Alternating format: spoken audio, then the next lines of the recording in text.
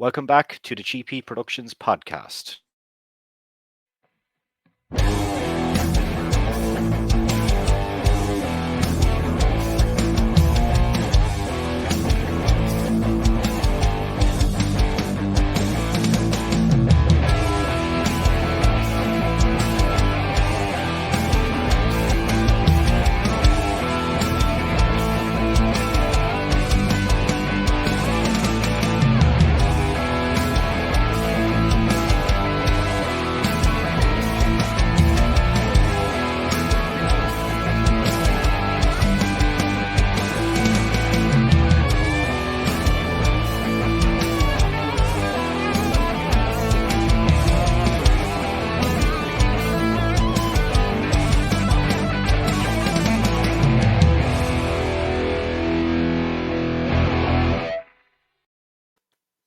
Okay, welcome back to the show, and I've got a very special guest on the show today, a man that I've been in contact with for quite some time after a video I seen last year, which we're going to talk about later on. But please welcome Philippe to the podcast. How you doing, man? He's from the band Obvurt. Hi, man. What's up? All good. How are you? I'm good. Yeah. Look, man, we'll talk about you firstly, and then we're going to talk about the band. But when did you start playing music, and how did music kind of become a part of your life? Um, what I remembered, I started guitar around 15 years old. I was in secondary school and we were with friends, and my brother played drum a little bit before me. And I just started play guitar couple of years after that, and we began to play together and played some random stuff like a Slayer cover, Death cover, and Yeah. Sepultura song. So one day we just wanted to write our own songs, and it started at maybe the end of the secondary school. We start writing some material, and we just keeping going together. And yeah, it's how it started. I have a Yeah. lot of friends playing music also, and I came to the rehearsal to see them play. I I I didn't play guitar at that time, but when I saw them play together and that energy, that drive, and I don't know, when I came back home, I was like, maybe I can try. I should try to play guitar. And I asked my parents to buy my first guitar, and I think it started like this. Yeah. Yeah. And talk to me about your current band, Obvurt, and how that band came together. Because it's recent enough. It happened very kind of quick for you guys. Yeah, everything started, and I formed a band in 220, but I began write the stuff a little bit alone, and Yeah. called my friend to record the song. So it was like my project for that EP, the beginning EP that was released last March 31st on Brutal Mind, and that was my project. And we did that little show in front of the kids at my school, and then I was still writing some new material at the time. So when everything was ready to record a new album, I called that bassman who played that show in front of the kids, and Hmm. I called my friend, a longtime friend who played drums. I switched my drummers because that guy is so awesome. He's very talented, and is we have the same vision of the music. So Yeah. I wanted him in my band. So we we practice, and now the album is we are playing all the album together, and we are um I am working on a release show. So we're gonna play live for the first time as a band, but not in front of kids. This time is in front of real age people, or maybe our main fans. Yeah. Before If bef- before I show that clip of the school, I just want to know, how did that come about? How did that come to fruition? Really, how did it start? Where did that idea come from? It's crazy, but it wasn't my idea at first. The physical education teacher at my school know that we released an EP during COVID and we haven't played at all. So we thought about doing something special on the last day of school, which is the 23rd of June. So he talked to my principal, he talked to me about that idea, and yeah, it comes great. Everyone was ready to do it. Yeah, so we did it. So it was a very great experience we had in our own town. The principal was willing to do it, no Sounds problem. cool. Yeah, it's called diversity at school, so no problem. Let's play death metal at school.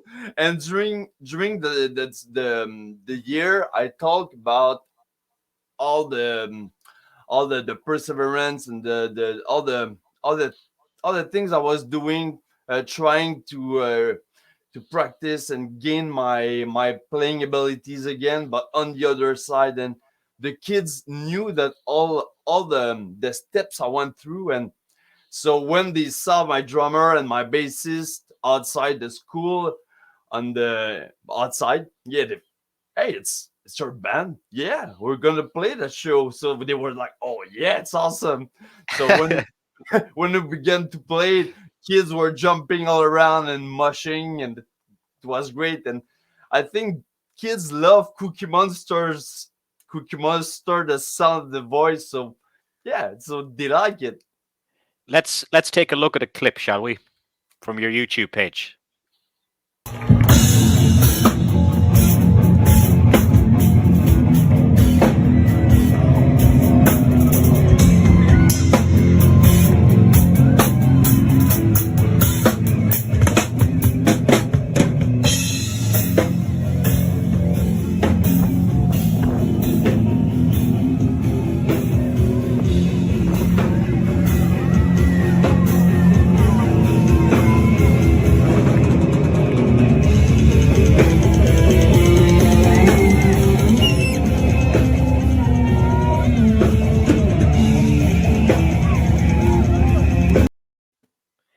I think that's absolutely brilliant. I've got like, as I said to you before off camera, I've got a 3 year old and a 1 year old now, and they love rock music. I'd be playing not as heavy as that, but I might have Metallica or Megadeth or something on the background, and they're like shaking their heads, going like that.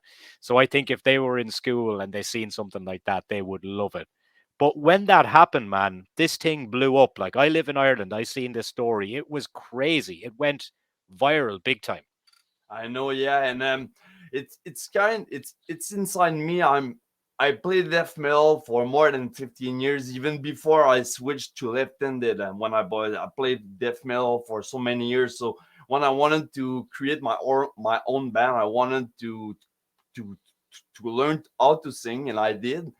So and now I'm still talking to my new students because I switched school, but I talk to the new students about death metal, and this this is into the school program right now because death metal is, yeah, this should be in school program even at elementary school because it's, yeah, yeah, they need to know this.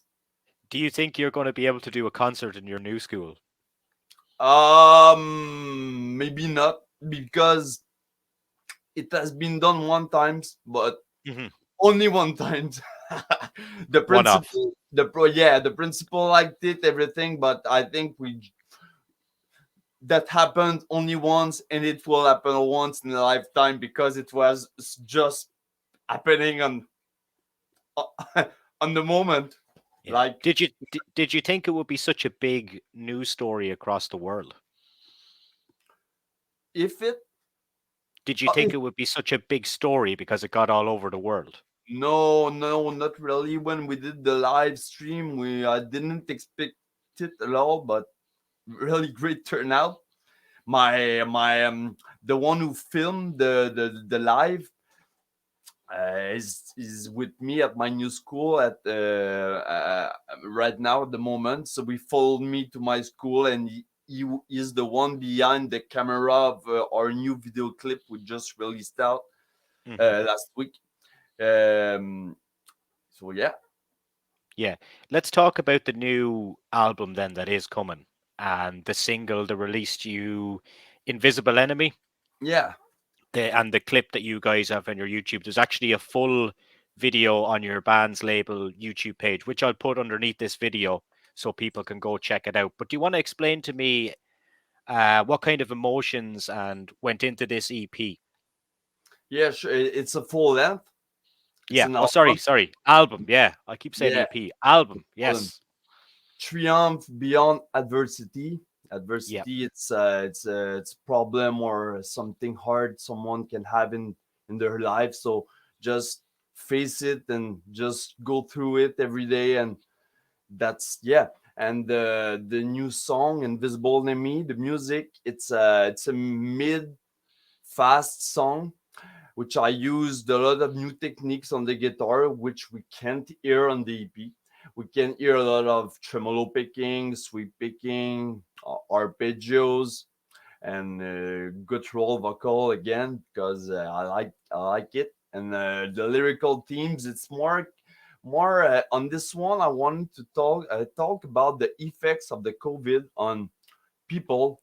Um, like there were some dead people and there were some Yep. family destroys and just put um, a following an overture to maybe a third world war which is happening right now in Ukraine. So there's a conflict there. So and when it was COVID 2 years ago, that was a lot of dead people, and it was Yep. like more and more, and we didn't know what will happen with it. So when I wrote that song, that was it. So I keep the lyrics I wrote at the time and just release it like it was.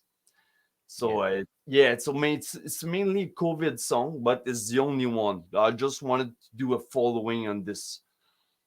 Yeah. It was very tough trying to be a musician during COVID. And I know your kind of band you only started, but it was very tough for some guys that were maybe in the middle of a tour or just about to bring out an album or something like that. But it's and the restrictions were very tough in Canada as well, weren't they? Yeah, yeah, it was very tough. For us, it was easier, but for me, for us, for the band, but because we weren't jamming a lot at the time, we're writing and practicing, and me, I was working on my playing also, and I'm still doing every day. But yes, it's a Thank lot God of it's over. it's great, but yeah, it's a lot of okay, being alone in your house and practicing a lot. So we're together and we're jamming almost every week to set up a show and having fun again. It's very great to Yeah. play together and yeah, not only practice by my own, but playing. It's great. Yeah. And Yeah, how many songs have you got on this album? we got 8 songs, almost 35 minutes. So Perfect. it's like a concept album, a following of the EP. It's a Yep. following, but I extended a little bit for some more eventual album, maybe a second album next year, something more. We're currently writing some new material, so we're on it at the moment. So every day Yeah. still writing. Yeah. Yeah. And in terms of live shows, you obviously you got the school done, and you were talking to me about we want to do some proper shows. We want to get out there. What have you guys got planned? Have you got any gigs lined up at the moment, or are you still kind of putting the pieces together? Yeah, we still put in the piece everything, but we have a Hmm. release show in Quebec City on December 2nd. So, December 2nd, Triumph Beyond Adversity is gonna release worldwide the album release, but we're also playing a live event in Quebec City. It's gonna be my first real event in front of all age people So it's gonna be Yeah. awesome. Yeah, it's gonna be awesome. So I'm working very hard to setting this up. It's like oh, I'm back. I'm back after 6 years without playing live. I need to think about a lot of stuff. So every day I'm thinking about new things to add on the show and more. Yeah, some. Oh, I haven't thought about that. Oh, I haven't thought about it. So I'm continue my list every day and so on. So yeah, the December 2nd is gonna be a real live event in Quebec, which is I'm really looking forward to this. Gonna be really sick. Yeah, Are you nervous or are you excited? I think both. Yeah, Yeah. yeah, because I'm excited to play live again. Nervous because it's like something new, but not at the same time. We already did it in front of kids, but it's gonna be different because a lot of the lightning's gonna be no light. A lot of stuff's gonna be different. The new album is also different. We use backing tracks for Hmm. second guitars. We are trying to use click tracks also. So it's a very big setup. But yes, I think if it works well, this gonna fucking rocks. Yeah. Backing tracks and are just they're such a common thing now. I know maybe years ago people kind of said, "Ah, fuck backing tracks and all this," but you guys are only a three piece at the moment, so Yeah, you need that extra layer. exactly. Yes, that's why I wanted to add the harmony guitar. So the harmony guitar, the guitar two is gonna be played in the monitors, and I'm Yeah. gonna play guitar one. So yes, we're gonna hear like two guitars, but I'm gonna be the only one because we're only a three piece. That's why. Yeah. Yeah, but it's gonna be better because I like the sound of the harmonic guitar, and it's gonna be more like on the tracks. Yeah, it'll give it more life live as well. Like, is it difficult to do that with a backing track? Is that something you've done before, or is that going to be new No, for you? no, yeah, that's why I have a lot of things to buy, a lot of things to learn how to do Yeah. this, how to set everything up. So I had to watch a lot of videos, and I'm still doing try to understand to be to know the all everything easily to make it fast. So Yeah. yeah, it's a lot of learning new things because the last show I played it was 6 years ago, and we didn't use that setup. Yeah. Things change a lot of in 6 years with the in Yeah. ears and stuff, and never used this. And even and before we were playing live as a trio also with Unbreakable Hatred. I was playing guitar, only guitar player, but we never used backing tracks. So it's gonna be Hmm. first time. So they click, and yeah. Would you like to down the road maybe add another physical guitarist to your band, or would you be happy to continue using backing tracks? Bearing in mind, I understand how difficult it is to get the right people for your project that have the same commitment as you. Exactly. Yeah, that's why I think I'm gonna. For now, I'm gonna stay alone. If I find something who just click and match fastly, and I can see it right away, I'm gonna think about it. But for now, yeah, I like that three piece playing it. Yeah, it's easier to play, and yeah, I like it. Yeah. It's um it's more easier to set up everything. Hmm.